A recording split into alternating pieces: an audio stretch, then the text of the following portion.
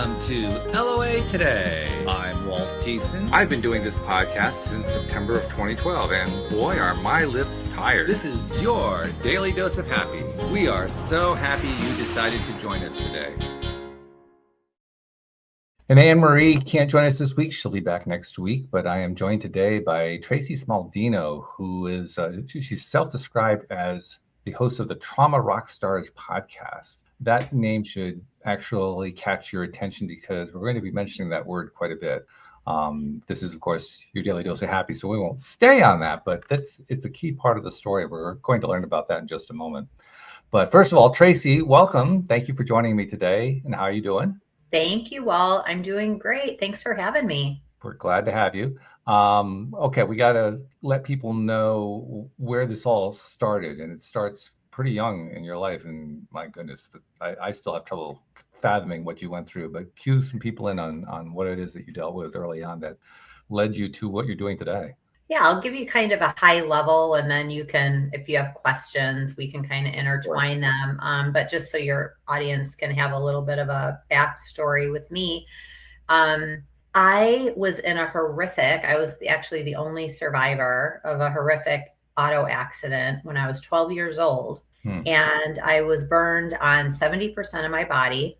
And not to mention my head injury and all the other problems, the physical problems that I had. Any one of them could have killed me, honestly. And that was horrible. I mean, anybody that has been burned, they can, or knows anybody that has, you understand that like your journey is long after you even get out of the hospital. So that was, and you know, with losing my cousins, that was pretty awful. And then just because that wasn't enough,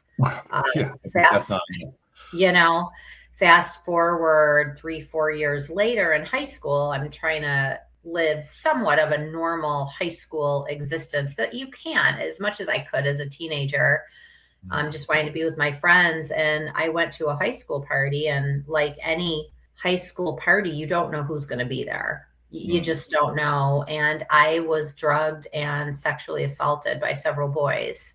Oh, and yeah, it was awful. And, you know, my story, most people knew my story because it was, you know, I went to a fairly small school. So everybody, you know, pretty much knew my story. So I don't necessarily want to say I was targeted, but people knew my story and it still happened. You know what I mean? So that, you know, it's been years. I literally spent 40 years suppressing everything. I never dealt with any of it because back then, well, honestly, this was back in the 80s when I had my car accident, was in the 80s. And high school was after the years after that, but we didn't have the tools that we have now to help people. And even the word trauma was very taboo. Talking about mental health was taboo. No one was even talking about your nervous system at all. No.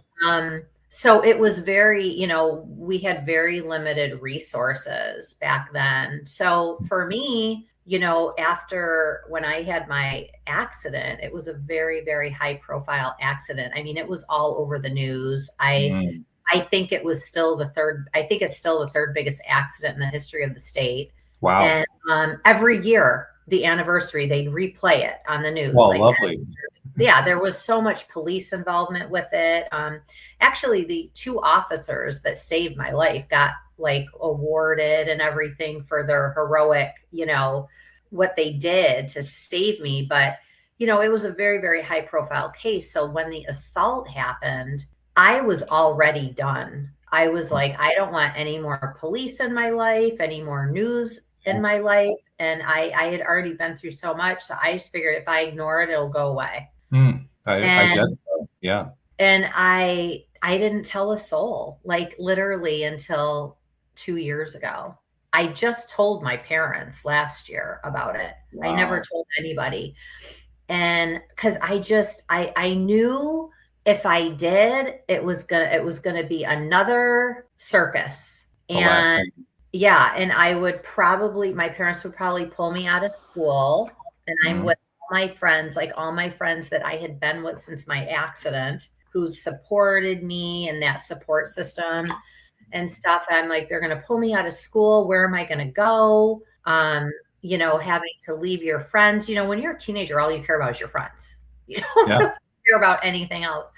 So the very unhealthy, unhealed version of me decided to just not tell anyone.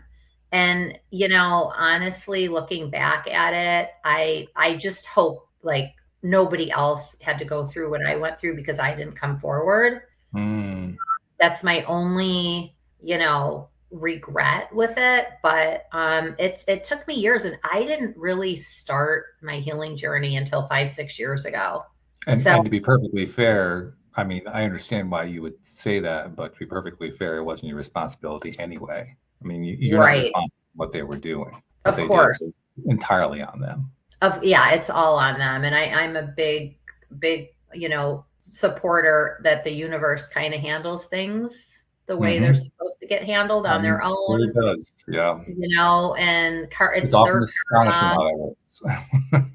Yeah. So, I don't want to say I have regrets because I know why I did it. I know in my heart, like why I didn't come forward and say anything. Was it the right choice? Probably not. But I also don't really have regrets either.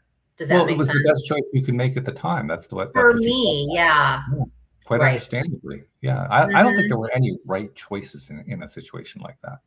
It's one of those you're damned if you do, you're damned if you don't. Hmm. Yeah. And so, but now for everybody listening who's been through stuff, don't suppress things for decades like I did. That's like Well, not the you're also healthy paying thing, a price. I not the mean, that's a healthy real thing price to you pay, do. right? You experience that. You feel that price every single day that you're living through that. Oh, I was just living, I don't want to say I was living a lie, but I wasn't living, Mm. I was just, and so when I, got done with school and everything, I actually worked in the music industry for many, Oh, many wow. years.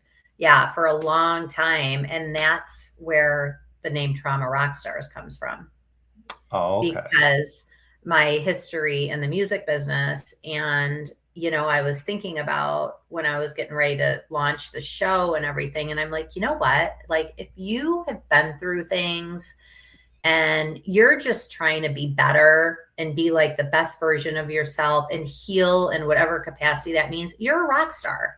Mm. Like you are. So that's how the birth of Trauma Rock Stars came.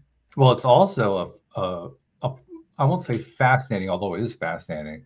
It's a riveting, perhaps is the better word to describe it. It's a riveting choice to do a podcast like that after you went so many years of your life trying to block it out of your life. You did a complete 180. That's not something that happens every day. No, I think I did like 5 360s.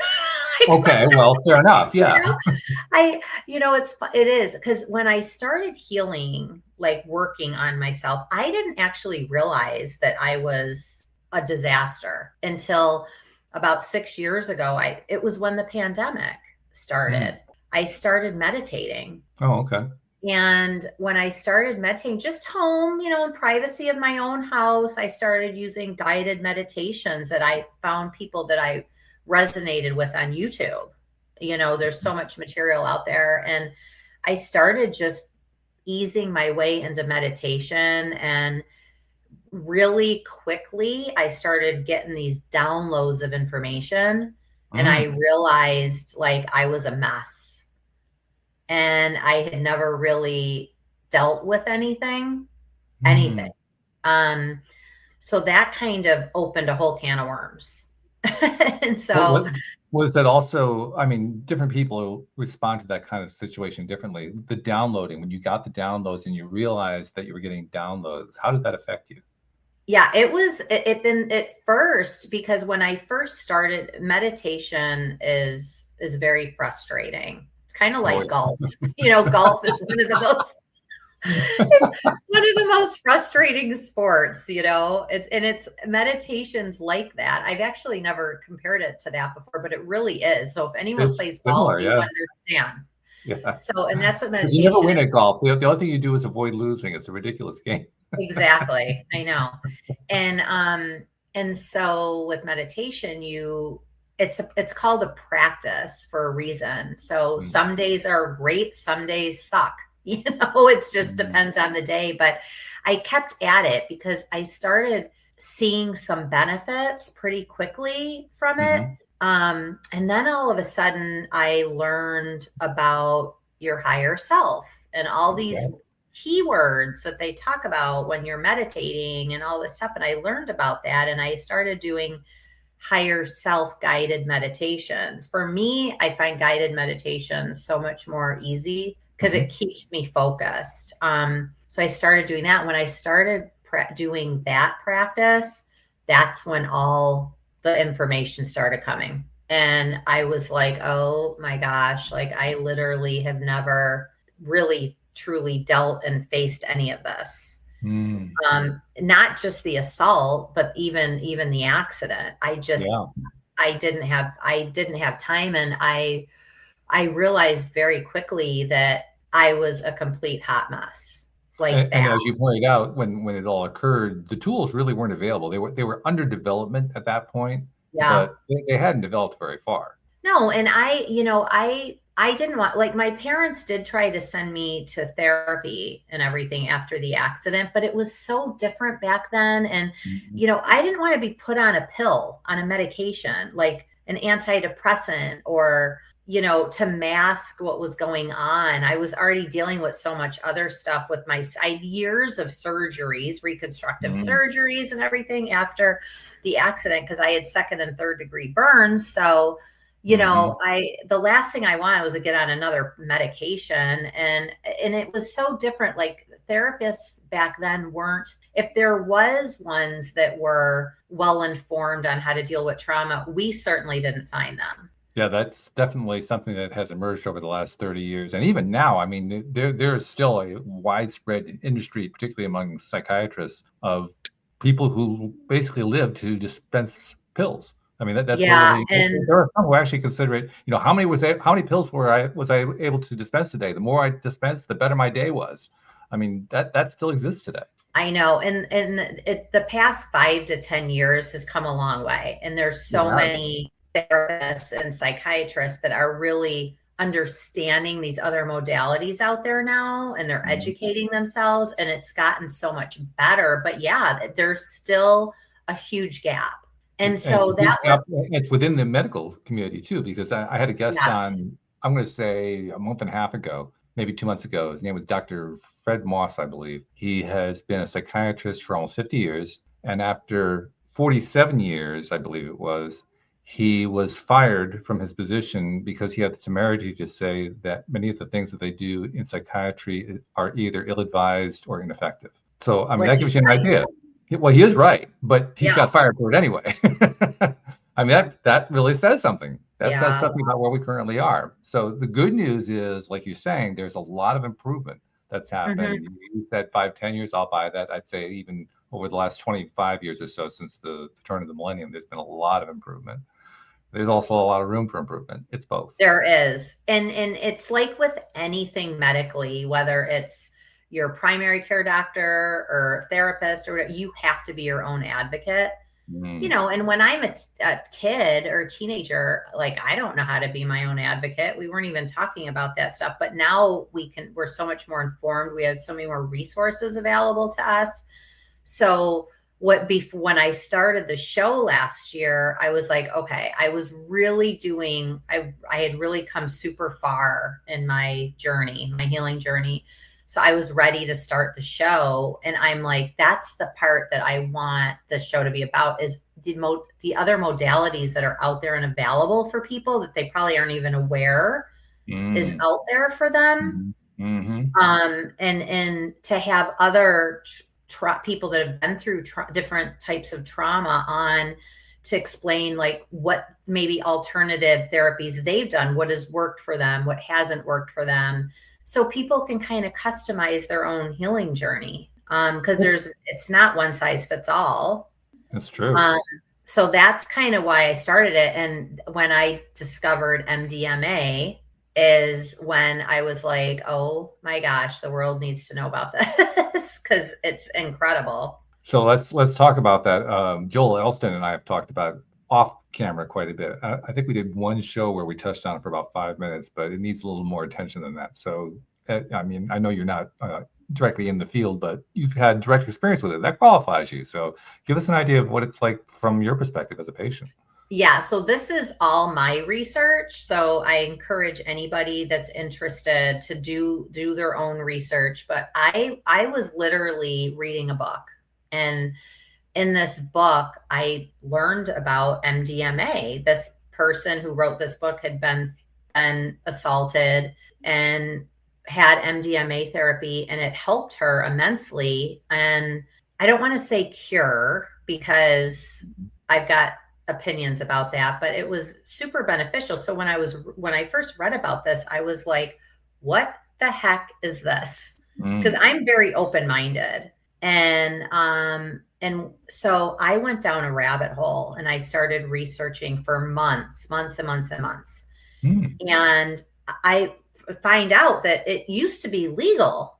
It was legal up until 1984, 85, I believe. Sounds about right.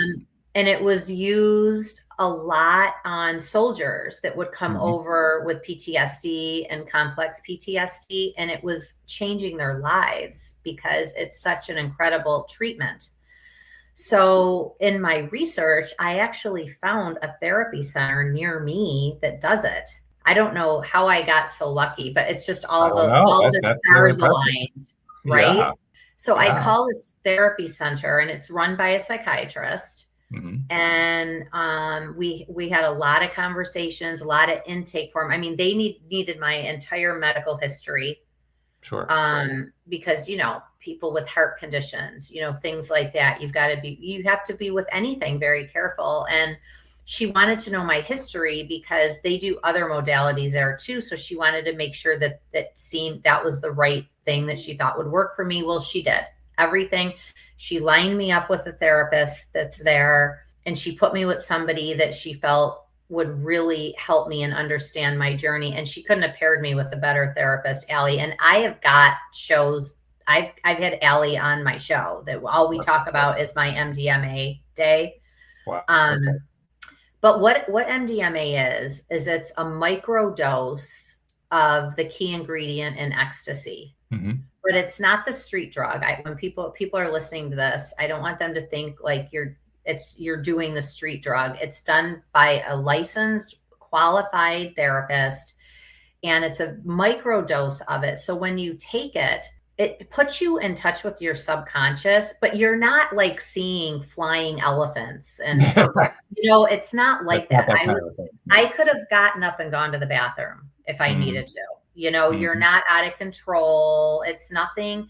But what it does is it gets your mind into a place where you're almost kind of like a little bit of an out of body experience where you're kind of looking in on your subconscious, but you look at it through a lens of love and care and happiness. So when you go through trauma, all your happy chemicals get shut off. And so what this does is it turns them back on. And I had my MDMA session a year ago, and they're still on. They haven't shut back up. It changed my life. I mean, it was a gift. But what it did, and going in there, I was afraid because I didn't know, was I going to remember the accident? Was I going to remember the assault? I didn't know what to expect because you just don't. But at the end of the day, I had already done so much work, and I was like, you know what? I've already been through the worst. So whatever surfaces, I can handle it. And I've got Allie there with me to help me through it. And a lot of things did come up. There was quite a bit of things that came up, but it wasn't scary. It was more like, oh, that's why I did that. That's why I had that relationship. That's why I put up with crap from all these people over the years. That's why I let people treat me like shit. It was like a flash of everything that made sense, of all the decisions, bad decisions I made, people I've had in my life. I got all these answers, but it was in a positive way. Mm-hmm. And the one thing that kept coming up that I kept saying is that I wasted so much time because it took me so long to get to this place where I was at peace with everything that happened. And I just kept saying I wasted so much time. Another thing that came up was I didn't realize I had been living 40 years with survivor's guilt from my accident. I didn't realize that I had really had that, and it was so deep inside me. And then I also had to forgive myself because I've always been so hard on myself, and I had to forgive myself because of decisions I made in the past, things I put up with, and I had to kind of grieve that life I might have had if none of this had happened to me. So I kind of had to go through a little bit of a grieving process too. But it was such a gift. I can't even begin to tell you like the answers I got. It's, people say like your life flashes in front of you. It was a similar where it would give me answers to different situations in my life. And I'm like, oh, well, that makes sense now. Yeah. I get it, So it kind of, it takes the pressure off because I realized I was only working with the tools that I had in my toolbox. Right. You don't know what you don't know. Right. So all the answers I needed, I got. And I'm willing to bet, I mean, I'm not an expert on this, but just from everything I picked up over the years, talking to my friend Joel, who's also a co-host here on the show, talking to other people, my own experiences when I was in college, add it all together. One thing that I think is pretty consistent is people who have good experiences with something like this go into it with a mindset that's different from the ones who don't. Yeah. And I think that the biggest piece of that is what you just described. You had somebody giving you support, Allie, who not only knew her job, apparently she knew it really, really well, but she also helped you to get into the right frame of mind so that when you were in the midst of it, you were basically what we call high vibe, as high as you could be within the context of where you were at that time. That's really the secret. It is. And it's funny, before, like, I was running late. I hadn't been to the center before. So we were running late going there, and I felt so bad. And I'm like, oh my gosh. So when I walked in, she was just standing there with the pill in her hand. So I took it. I'm like, oh crap, there's no turning back now. But we started it out. It took about 45 minutes for it to kick in. But we started out doing breath work and intentions. And I talked about my intention for the session and what I needed. But I had already done quite a bit of work before. That helped a lot. I'm sure. So it helped immensely because I was prepared. I was ready. I'm like, whatever surfaces, I can handle it. I've got it. And I've got Allie holding my hand, literally. So I was ready for it. And I think it's so important that you have somebody that you trust. Like I tell her all the time, like you changed my life. And she's actually writing the foreword in my book. Oh, is she? That's fabulous. Yeah. And she literally changed. I tell her this all the time. And I still meet with her for therapy sessions, but when we do, it's different. Like we do breath work, we meditate together, we do intentions, that's what our therapy sessions consist of now. But I just want anybody listening that might be interested in this, you could of course reach out to me, but do your research and don't just jump all in. You can't. You really have to get yourself ready. It's kind of like when you're training for a marathon. You have to train. You have to do that, part to get your body and your mind ready for that. So you have to do the same thing for anything, like not even just MDMA, any kind of alternative therapies that are available to you. You really need to do your research.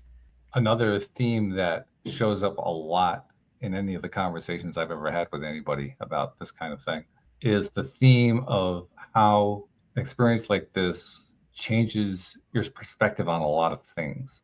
It changes your perspective on what your current life is like, what your most recent past life was like, what your spiritual beliefs are, what your afterlife beliefs are, how you connect with all the stuff, the fears that you had that disappeared or dissolved. I mean, there's a theme that plays out over and over with these different experiences that people have. And I could just tell from the way you're nodding your head, yeah, that was me too. It's so funny because you actually, you always, I think most people always wonder, like, how am I perceived? How do people see me? How is my energy projected out into the world?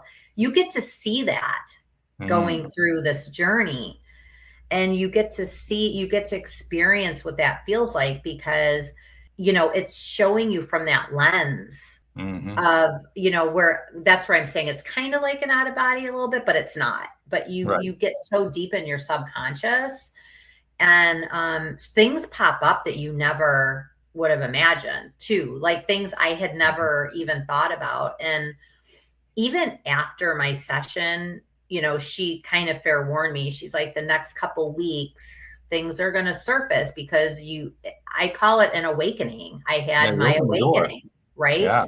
And so it did. Once you open the door, it doesn't close very easily. So you're going to have all the stuff coming through. Yeah, which is good, because you need to, you need that, but, just be prepared for that. And so she fair warned me about it and stuff. And it did. I mean, things still pop up. It's been a year. It's been over a year, and I still get, things that pop up, but I welcome them now, because now I'm kind of like, okay, I'm ready. What lessons do you have for me today? Yeah, you can actually get to the point where you get excited for it, which sounds strange. I am. That's how I'm totally geeked out about it. Yeah, I love it now. I'm like, I'm never going to be healed, because I want to learn more and find out as much as I can, Which now is it's kind of a game, like a fun game for me. Yeah.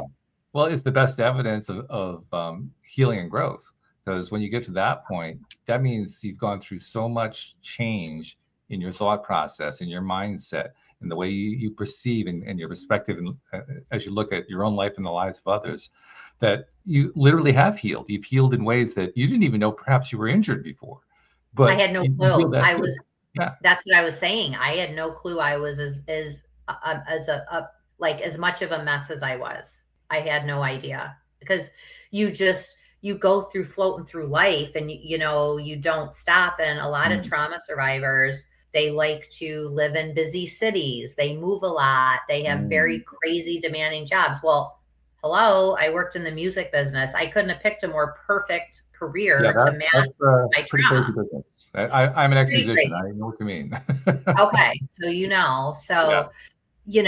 and so this has given me time to like calm down, and I'm finally relaxed for the first time in my life. And things still come up, of course, like we still get triggered. I mean, we're human, but it's been such an incredible journey for me that's why I'm like, I need to share this with the world, because this is like, healing and dealing with this stuff is super scary, but this is what the other side looks like. So it's so worth it, Well, plus, don't you find that even though you can still get triggered, the triggering is nowhere near as effective as it used to be? It's so different. If before you get triggered and you were triggered for the next week, now you're triggered and you're triggered for the next 5 minutes. It's an entirely different experience. And you look at it differently. It's like, okay, well, now I'm being triggered because of a feeling, not because of an event or a person. It's the feeling that I'm getting. So then you can identify with that. And another thing too that has been really instrumental for me is there's been times the past few years where, you're doing all this, you're taking all these baby steps, and then boom, something happens and you feel like you take 10 steps backwards. Sure. And that's normal. I want people to know that that's totally normal. But the reason why that happens, for me at least, is because I didn't learn the lesson yet. I still have things. That theme comes up a lot. Yeah, I still had something I needed to learn there. So then now I'll dive in and be like, okay, what am I trying? What are you trying to teach me?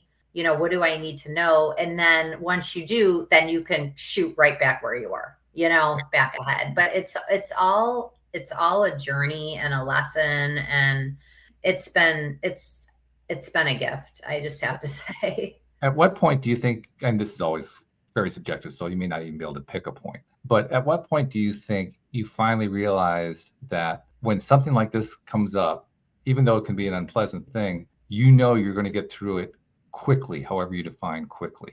And then it comes through and you get through it even quicker than you anticipated. I think it's what I was saying about knowledge and education. You have to understand why you're getting triggered. It's not necessarily that person or that event or whatever. It's the feeling it's giving you. And that's the only thing we can control is the feelings we allow things to give us. So once you can hone in on that and you have the tools to do that, it becomes much easier. And it's not that it's not hard, because there's always going to be hard things that pop up that are going to happen. But if you can now, before I might have freaked out, I might have had a complete like freak out, moment, where now I can do it in a much calmer state and be like, and I'll even step back and be like, wait a minute, I need a minute here. What's going on? Why am I getting, what exactly is triggering me? Like sometimes it could be the most like a song on the radio, or, it could be as simple as that you could get triggered to. It doesn't necessarily have to be any interaction with other people. Nope. You just don't know. So now I can do it like, okay, what's going on? What are you trying to teach me here? What's the lesson in this? And what you really learned, I think, this is my way of expressing it, is you learned that you do have one power at all times, and that is how you're going to respond.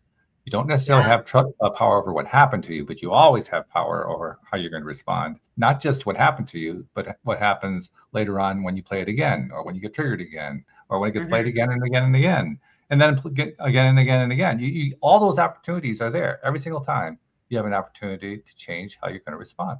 You do. And I think the biggest thing is that's where I was saying the nervous system is getting really in touch with your nervous system. Like sometimes I'll get a really bad pain in my shoulder and I know I'm about to get triggered.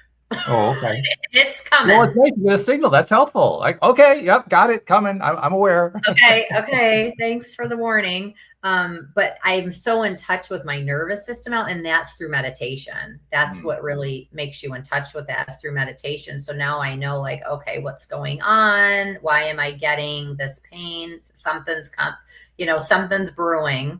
But I'm fine with it now because I know it's happening. But I think that the one thing that has been so helpful is I keep saying what a hot mess I was, but that hot mess is actually my superpower. I like that. That's a nice way of turning it around.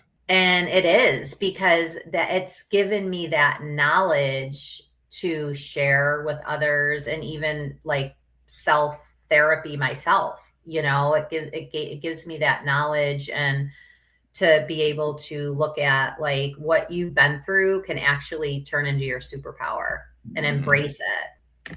Yeah, because when you embrace it, not only are you embracing that which you previously considered to be bad or undesirable, and now you've turned it into something that actually benefits you, but you've also decided through that decision-making process, you've decided that you are no longer going to be ruled by it.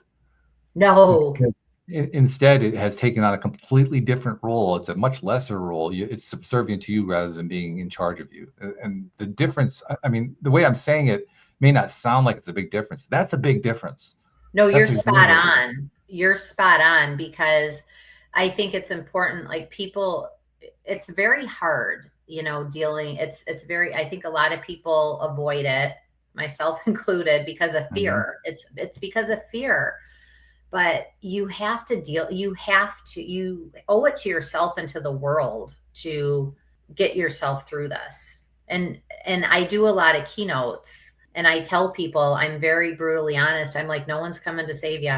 I'm sorry, but they're not. You've got to take the bull by the horns, and you have to do it yourself and become your own hero, become your own superhero. Right.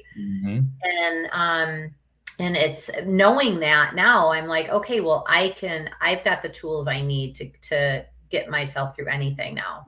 That's fabulous. That's a very strong place to be in. I'm curious also, because how long have you been doing the podcast now? It'll be a year next month. Oh, okay. Congratulations on finishing your first year. So Yeah. what's the response been like? Because first of all, making a decision like that after everything you went through, after having for 40 years buried it, that's a pretty Yeah. big decision to make. But then you actually have to kind of face the music and get people responding to that. And Yeah. I think it's fair to say no matter who you are, no matter how you're going into something like that, you don't know what's going to happen, and that just kind of hangs over you until it happens. So what was the experience like for you when you started getting feedback? What kind of feedback was it? Initially, it scared the shit out of me Mm, because I'm basically, putting my dirty laundry out there for the whole world, right. Yeah. literally. And I do all my shows are on video. You can listen on audio too, but I needed to do it because I knew like if I'm going to do this, I have to be completely transparent. I have to be brutally honest. I have to be able to talk about every aspect of my journey. So, because I want people to be able to trust me and Mm, know that you're safe talking to me. I'm not making any of this up. Like, I really get it. I've literally been through the fire, right? yeah. Oh, yeah. So for me, I wanted to be that authentic person so people could feel that energy as, from the Mhm. video or whatever, audio, however they were looking. And the response has been incredible. It was really scary. My first 5 episodes is basically very raw, very clearly. I had no clue what I was doing, but it's my story, the first 5 episodes. And the rest are all interviews with these incredible people that have been through their own journeys that are so inspiring. But yeah, it was scary as hell. And when you're healing, you don't have to broadcast it to the world like I've chosen to. I just felt Most this people don't. calling, Mm, to do this, to show people like what's out there and what healing can look like. Because I'm very like I am a trauma rock star. I'm a mhm. badass. Like I got through this. I've done so much work, Yeah. and so I'm very proud of myself for it, and I want to help other people get there too. Which And is so the awesome. response has been incredible. People reach out to me, and people have reached out to me that I haven't heard from, people I don't know, but people I haven't heard from in years. And they're like, you have got me starting to talk. You've got me seeing a therapist. You've got me Wow. starting my healing journey. I had some people reach out and say, like, some people I know, someday I'm going to tell you about my trauma. My goodness. And I'm Wow. like, when you're ready, I'm here for you. Yeah. And I've had Yeah. and complete strangers like have reached out, and the messages, and I always reply. Like I reply to everybody, and it's been nothing but positive. That's fantastic. And Yeah. I think it also beautifully illustrates what's often called the ripple effect.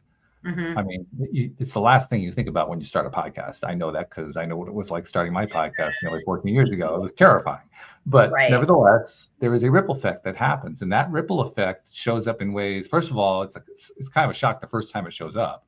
And then after you're kind of used to it, it shows up in ways you didn't really expect. Like, yeah, I mean, you've actually named a couple of them. One of them is hearing from people you hadn't heard from in years. I mean, that Hmm. alone is kind of shocking.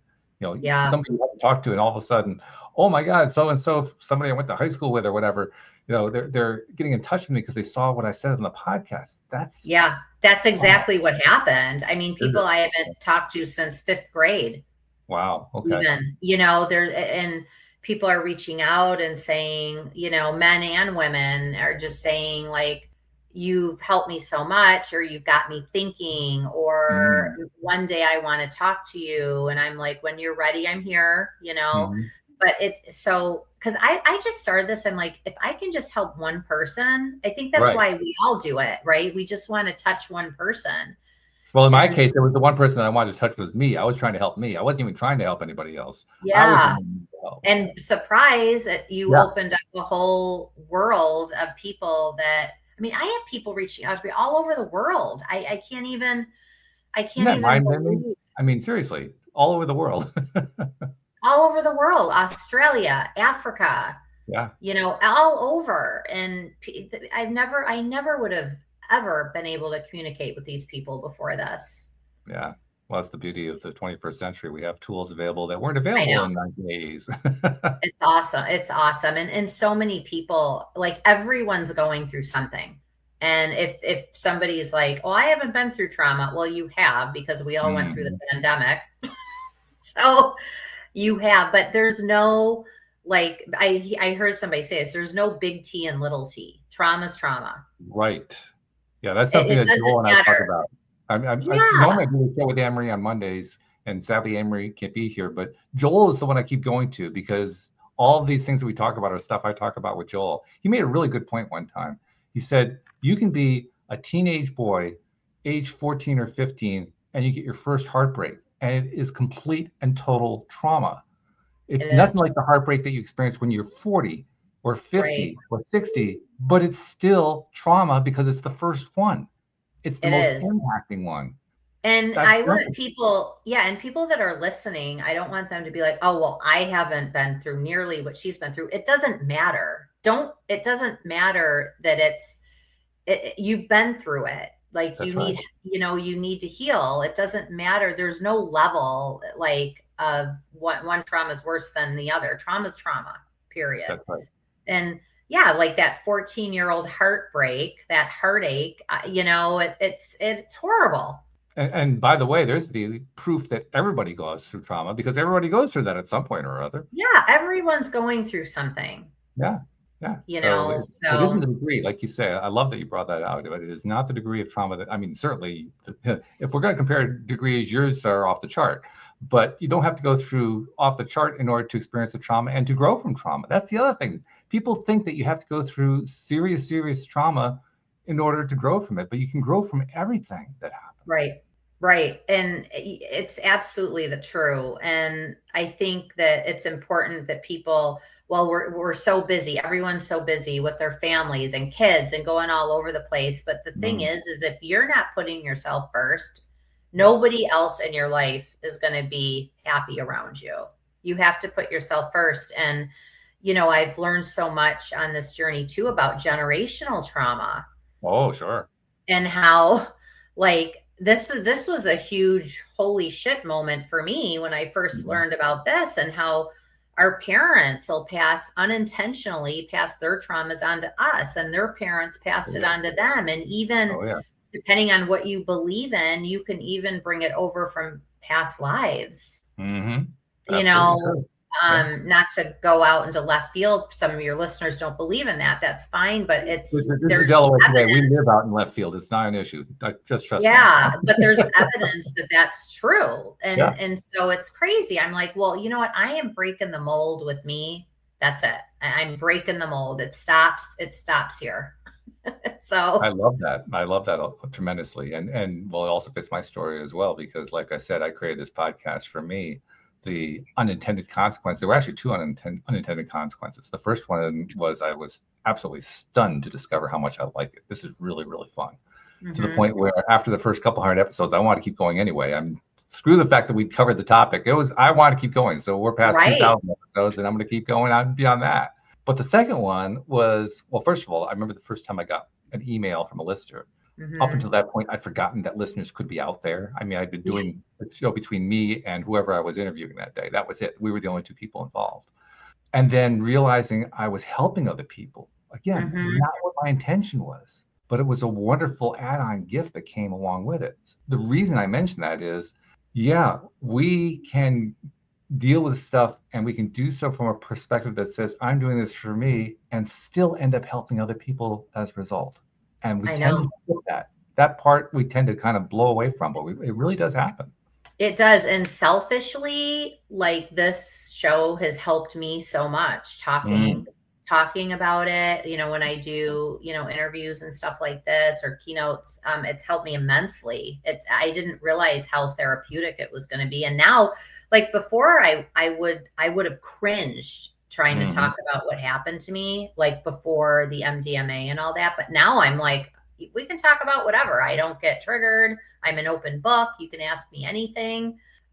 So that's like how far the growth has gone. Which, by the way, is a testament to how much work you actually did, because when you get to the point where the stuff that used to trigger you no longer triggers you, that's your clue right there. You just got there.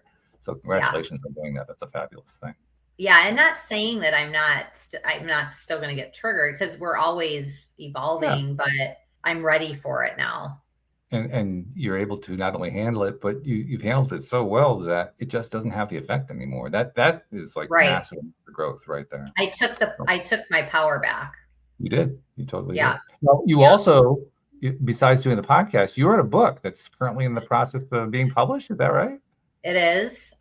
So I actually just finished the last chapter last night. Wow. Congratulations. That's it was quite I was like, when I hit that save on that chapter, I was like, oh, I cannot believe 20 chapters, and it's going to editing next month. That's the next one part, because the editing process is an entirely different beast, but you'll go through that. Yeah, it's going into editing, and then I'm hoping to have it published and out by the holidays. Wow, good for you. So we'll see. But yeah, so it's a memoir, and it's about. Yeah, it is. I'm not 100% on it yet, though. So I'll. Okay, all right. Then I'm not. We'll leave that out. Yeah, when I get ready to, maybe we could connect again when I'm getting ready to, launch the book and stuff. But because I wanted to go through editing, because I want them to, help me to see if the title's correct. But it's a memoir of my whole journey. And believe it or not, there's a lot more that's happened besides these two things. I've had a series. It was like a domino effect of things that have happened over the years. And so it's basically my whole journey. But then the second half of the book is what I've learned, everything I've learned. And I share that at a very, very detailed, and I have the reader is working along with me through the chapters. Okay. So I want it to be kind of interactive in a way. Okay. So that'll be out. I'm excited about that. Yeah, that's good. And then never thought I was going to write a book, but this is what happens. I didn't think I've written two now, and added a third, so you never know what's going to happen. I mean, it's just one of those things that comes along. Yeah. Oh, I guess I'm going to write a book. Okay, here we go. Yeah, But you also create a course. So, what do you call it? I don't know if you call it a webinar or a workshop or. Yeah, I created I started I have a do it at your own pace workshop. That I started. It's called the Rockstar 30. Everything's about music, with Trauma Rock Stars, of course. Because who doesn't love music, right? So it's called the Rockstar 30, but I created a free life audit quiz. And what you do is you go in, and it's super fast. You go, and it's on my website. I can, share you the link, but you go in and you take this free life audit quiz. It's literally 8 questions. And it maybe takes 3 minutes to take. It's super fast. But what it does is it tells you where you're landing on your own journey, where you're putting your energy deposits, how you're setting your boundaries. So 8 questions gives you the answer to this. And it's quite eye-opening for a lot of people. And then if they're interested, there's 4 different categories that this would fall in. So I've got this do at your own pace workshop that you can do depending on where you land after that. And it's 30 days, and I guide you through the whole thing. So you don't have to think, and it's quick. It's designed for very, very busy people, high achievers that don't have a lot of time. But if you can give yourself 10 minutes a day, this 30-day program is not overwhelming at all. And the first week is just recognizing. That's all it is. You don't have to do any work, but I guide you through everything. I guide you through your intentions. I guide you through your nervous system. I guide you through. So all you have to do is circle like yes, no, or, it's super. But by the time you get done with the 30 days, then people go back and look where they started versus how they are in the 3 days. It's incredible. It's really given people a lot of answers. They found out a lot about themselves. And then I'm almost finished with the Rockstar 90, which is a 90-day, it's a very intense, but it's still fast designed for high achievers, for very busy people. This is for people that are sick of the bullshit. that are sick of going to therapists for years and they're talking in circles and they just want to get to the root of it, and get through it.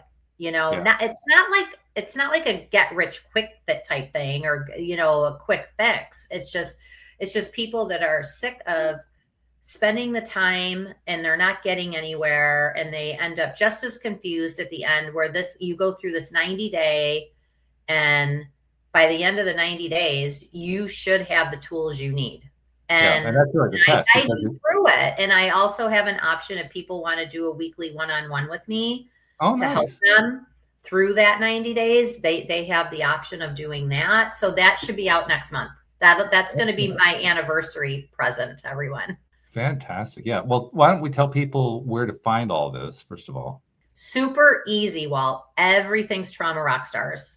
So all socials, the website, everything's Trauma Rockstars. I'm on all platforms. So anywhere you listen to your podcasts, on all of them. Videos are always on YouTube. And then Apple now is doing videos, which is awesome. And then you can reach out to me directly through social media. A lot of people do, or you can email me directly at podcast@traumorockstars.com. Very good. I like that. And you actually answered my question that comes up next before I even asked it. So thank you. Because my next question was, do you like to have people reach out to you? Apparently the answer is yes. Yes, and I will be the one answering you. It won't be AI. It won't be like, I have Anna, she's my social media manager. She doesn't answer any of these. I answer them personally because it's like invaluable to me to get the feedback. And I also want people to tell me, like, if you don't think something worked, I want the feedback, like, because I want to bring the best possible show I can. And I can't improve if I don't know areas that need to be improved on either. So I like both sides of the coin. That's fantastic. I love that. Well, we have a couple of traditions we normally do. You've already done one of them. The second one would normally be where Anne Marie jumps in and says how she ties everything together, but she can't do that. She's not here today. So I'll just do a quick tie together, and then I'll tie it into the last thing I like to do. The tie together that I want to bring in is thank you for reminding us and showing us how it is that no matter what kind of traumas we go through, there's always a way through and there's a way out. We don't have to stay stuck in that place. I think your story tells a lot of different things, but it tells that one point more than anything else. It's probably the most important point. So thank you for sharing that. There's also one other thing that I want to share too, which is we were talking earlier about how we're in the 21st century. We can do all these terrific things we couldn't do back in the 1980s and the 1990s, including doing this podcast and you doing your podcast and so forth. I mean, you're in Florida, I'm in Connecticut. We're in each other's living room. It's pretty cool. I know. Right? It's a fabulous thing. And we were talking about how we can have people, we're connecting with people from all around the world, and we're helping people often we don't even know about. And that's where I noticed something. I said, we're helping people that we don't even know about, and we don't know how we're helping them. We're not getting credit for it. Well, I'm a podcast host. I can do something about that. So Tracy, on behalf of those people you've never met, never seen, and never will meet, and never will see, who you've been helping in ways you didn't know about because you've been sharing your story, sharing your message, on their behalf, thank you for what you're doing, because you are making a difference in this world. Thank you so much. That means the world to me. That's all I care about, is if I can give anybody some hope. And you're doing it. So keep going, girl. You're doing great. Thank you for joining us. We appreciate you so much. Thank you to our podcast listeners everywhere. We'll see you all next time here on LOA Today. Goodbye, everybody.